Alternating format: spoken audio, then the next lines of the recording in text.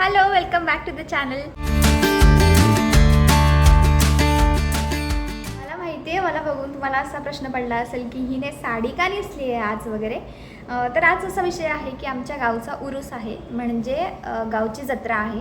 आणि आजच्या दिवशी सगळ्या देवांना, घरातल्या देवांना, गावातल्या देवांना वगैरे पुरणपोळीचा नैवेद्य दाखवला जातो, जो की प्रत्येक गावाच्या जत्रेला तो दाखवला जात असतो. तर मग आज पुरणपोळीचा बेत आहे आणि ईस्टर निमित्ताने मला सुट्टी होती. सो मी असा विचार केला की मी घरातच आहे दिवसभर, तर मग आपण साडी नेसू आणि साडीत वावरू दिवसभर. मी असं कधीतरी करते, कधी कुठला तरी एक 6-7 महिन्यानंतरचा एखादा दिवस असा असतो त्याच्यामध्ये मी मनानेच सुट्टीच्या दिवशी साडी नेसते. मला असं वाटतं ना, म्हणजे मला साडी वेअर केल्यावर लक्षात आलं की प्रत्येक माणसाला प्रत्येक गोष्ट करता यावी.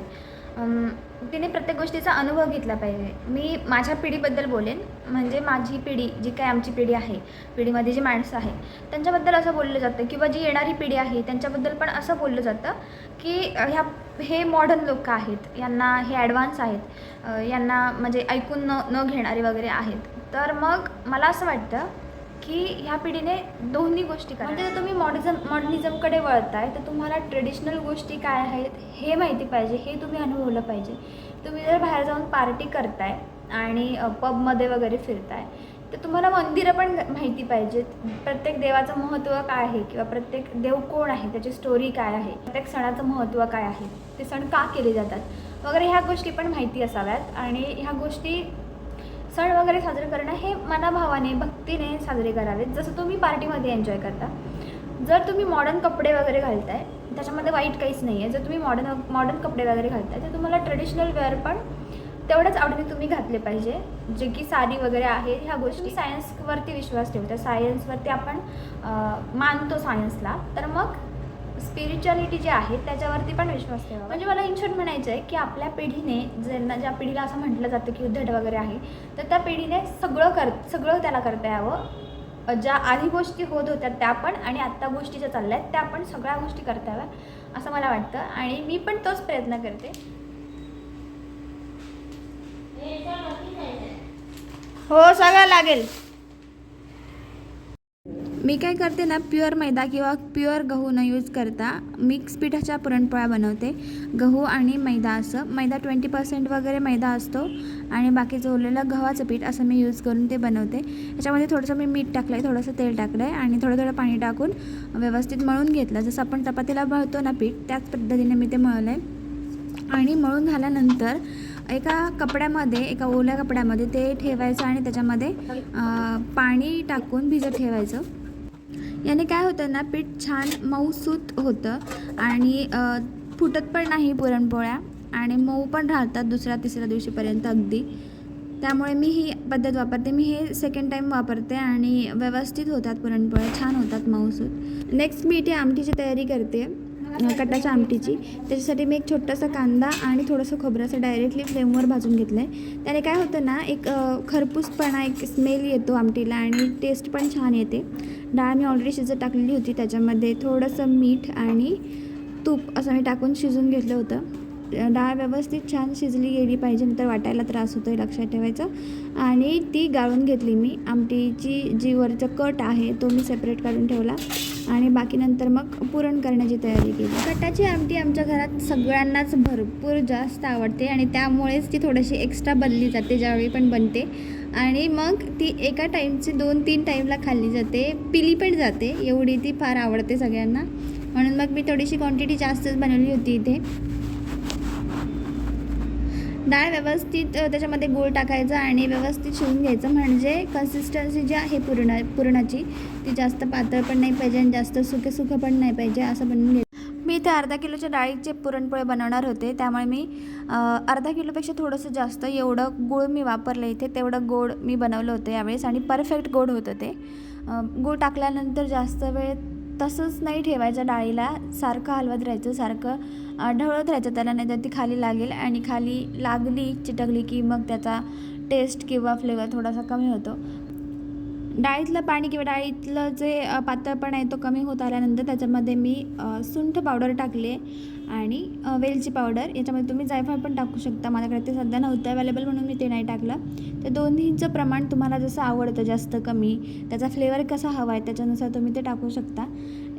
कटाच्या आमटीच्या वाटणासाठी मसाल्यासाठी मी इथे कांदा चिरून घेतला आहे. एक पातळ सायसेसमध्ये हा कांदा चिरला आहे कारण की तो व्यवस्थित भाजला जावा. एक 2-3 कांदे याच्यामध्ये आहेत. एक कांदा फ्लेमवर भाजलेला आणि खोबरं थोडंसं फ्लेमवर भाजलेलं मी घेतलं आहे. त्याच्यानंतर मग लसूण, सुकं खोबरं किसून घेतलं आहे, आलं आणि 1-2 मिरच्या चटपटीतपणासाठी मी यूज केलेल्या आहेत. खडे मसाल्यामध्ये मी इथे नॉर्मल जे खडे मसाले आहेत आपल्याकडे यूज केले जातात ते वापरलेत. खसखस, तमालपत्र, दगडफूल, लवंग, मिरी वगैरे वगैरे, आणि कोथिंबीर भरपूर प्रमाणात आपल्याला लागणार आहे इथे, ती पण मी यूज केले. या सगळ्यांना आता व्यवस्थित भाजून घ्यायचं. पहिल्यांदा मी इथे खडा मसाला भाजून घेते. खडा मसाल्याला जास्त फ्लेम वगैरे यूज नाही करायची, नॉर्मल भाजून घ्यायचा आणि थोडासा सुगंध त्याचा सुटू लागला की आपण काढून घ्यायचं. जर तुम्ही जास्त वेळ भाजत बसलात तर त्याचा फ्लेवर निघून जाईल आणि ते काही अर्थ नाही आहे मग त्याला यूज करण्याला. सो एकदम हलकंसं हे भाजून घ्यायचं खडे मसाले जे काही भाजायचे ते.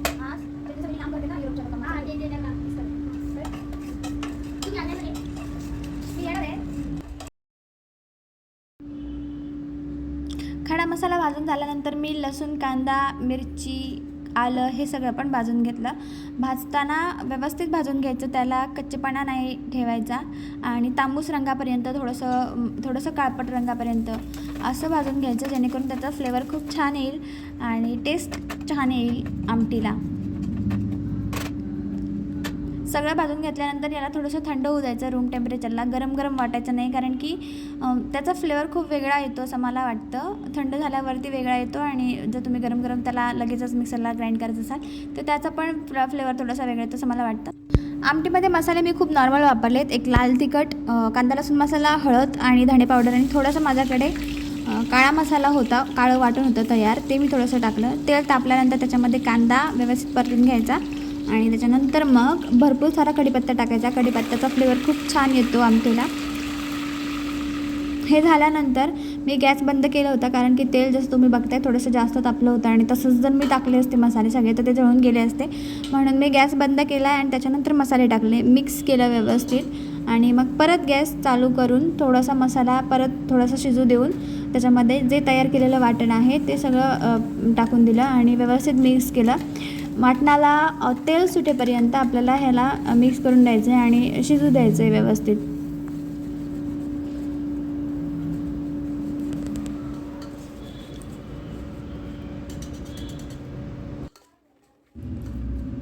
जसं तुम्ही बघता इथे वाटणाला तेल सुटलेलं आहे, छान तेल सुटलेलं आहे आणि व्यवस्थित ते शिजलेलं पण आहे. हे रेडी आहे. आपण याच्यामध्ये कट टाकू शकतो. आता तुमच्या हिशोबानुसार तुम्ही ह्याच्यामध्ये पाणी टाकू शकता एक्स्ट्रा. तुम्हाला जशी आमटी आवडते, थिक किंवा पातळ जशी तुम्हाला आवडते त्या पद्धतीने तुम्ही याच्यामध्ये पाणी टाकू शकता.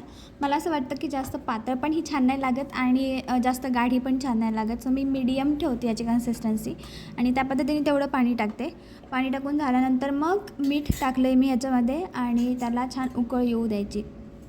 मीठ टाकून झाल्यानंतर मी तसंच त्याला गॅसवर ठेवलं थोड्या वेळासाठी आणि त्याच्यानंतर मग आपण जे पुरण रेडी केलेलं आहे ते थोडंसं त्याच्यामध्ये टाकायचं. तुम्हाला स्वीटनेस जसं आवडेल तसं तुम्ही त्याच्यामध्ये यूज करायचं. 1-2 उकळ मोठ्याने आल्या ना की मग मंद आचेवर असं थोडंसं उकळू द्यायचं थोडा वेळ. जे पीठ मी भिजायला ठेवलं होतं पाण्यामध्ये त्याला मी काढून घेतलं आहे. मला असं वाटतं अर्धा ते पाऊण तासानंतर मी त्याला काढते. आता आमटी पूर्ण झाल्यानंतर मी त्याला काढलं आणि तुम्ही बघू शकता ते किती सॉफ्ट झालं आहे. तेल वगैरे लावून त्याला व्यवस्थित मळून घ्यायचं. अशा पद्धतीने मळलेल्या पिठाची किंवा तयार केलेल्या पिठाच्या पुरणपोळ्या खूप सॉफ्ट होतात आणि छान लागतात. त्याच्यानंतरचं शूट मी केलं नाही कारण की मला खूप उशीर होत होता आणि गरमीने भरपूरच वांदे होत होते आतमध्ये. तर मी स्पीडमध्ये नैवेद्य वगैरे बनवून घेतला, पुरणपोळ्या बनवून घेतल्या जेवढ्या दुपारी लागणार होत्या तेवढ्या आणि आवरून घेतलं पटपट किचनमधलं.